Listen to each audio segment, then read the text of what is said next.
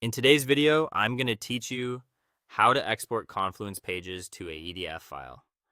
By the end, you'll know exactly where to go in your space, how to choose the right content, and how to grab a clean, shareable PDF for offline use or distribution. Start by opening the Confluence space that contains the pages you want to export. A space is simply a dedicated area for related content, so make sure you're in the correct one. Use the space switcher or sidebar to navigate there.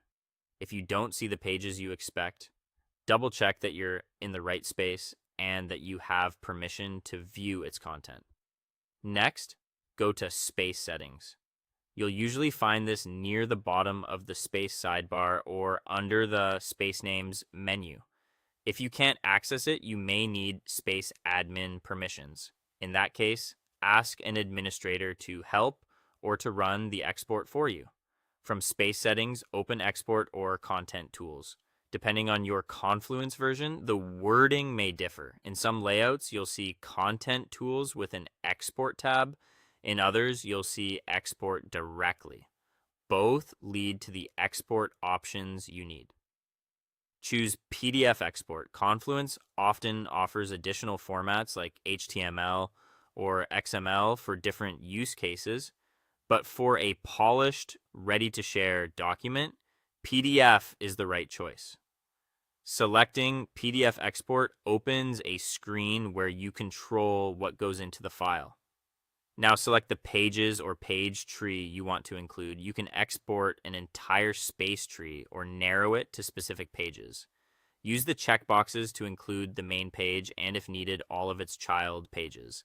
This is especially handy when you're exporting a structured set like a handbook or project docs, and take a moment to confirm you've captured exactly what you need. Large exports can take longer and create bigger files.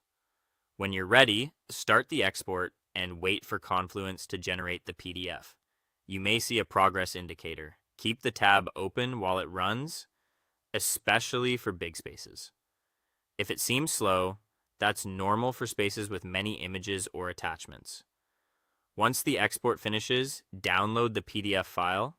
Click the provided link to save it to your device. Open the PDF to confirm that pages appear in the correct order and that headings, images, and tables look as expected. If something's missing, return to the export screen, adjust the selection, and run it again.